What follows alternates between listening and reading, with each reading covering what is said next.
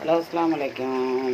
இப்படி கருவாடு மசாலா கருவாடு மாங்காயெல்லாம் போட்டு ஆக்கிறேன் பாருங்கள் எப்படி இருக்குதுங்க.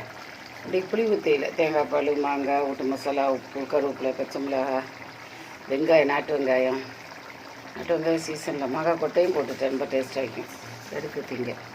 ஒரு சின்ன அடுப்பில் டீ கொதிக்கும். இந்த ஜொக்கை டீக்கிட்ட போட்டுட்டேன். எனக்கு சட்டி வைக்க இலை ஒன்று போல் வைக்கிறதுனால. அந்த காலத்தில் இப்படி தான் அடுப்பு இருக்கும். கீரை முருங்கைக்கீரை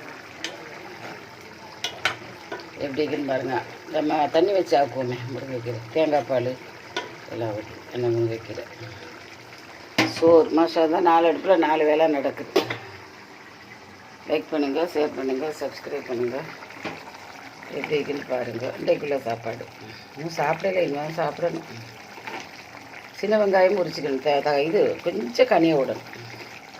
மாங்காய் கொட்டையை அப்படியே போட்டுட்டேன். நல்லா இருக்குது சாப்பிட்றது. புளி ஊற்றையில் கருவாடு இறால் சின்ன வெங்காயம் கருவேப்பிலை பச்சை மிளகாய் நம்ம வீட்டு மசாலா வளமைக்கு போடுவோம். காயல்பட்டி மசாலா அது கட்டிய தேங்காய் பழம். எப்பவுமே தேங்காய் அரைச்சி விட மாட்டேன். தேயிலை கொதிக்கிட்டு பாருங்கள். இந்த ஜொக்கை தேயிலைக்கிண்டே தேயிலை அடுப்புக்கிண்டே போட்டேன். இந்த மாதிரி டைமில் 2-3 வேலை நடக்கும்போது டீக்கு சட்டி வச்சா ரொம்ப உருண்டுக்கிட்டு போகும். இந்த கைப்பிடியோடு தானே வைக்கிது பழைய ஜொக்கு. பழைய ஜொக்கில் நான் புழங்கின ஜொக்கில் இது மீடியமாக உள்ள ஜொக்கு வசதியாக வைக்கிது. இந்த மாதிரி நீங்கள் இருந்து இந்த மாதிரி ஆக்கும்போது சின்ன ஜொக்கிண்டே இப்படி போட்டுக்கோங்க. கட்டி அழகாக போடு. லைக் பண்ணுங்கள், ஷேர் பண்ணுங்கள், சப்ஸ்கிரைப் பண்ணுங்கள். நீங்களும் இப்படி ஆக்கி அரைச்சி தின்னுங்க. அஸ்ஸலாமு அலைக்கும்.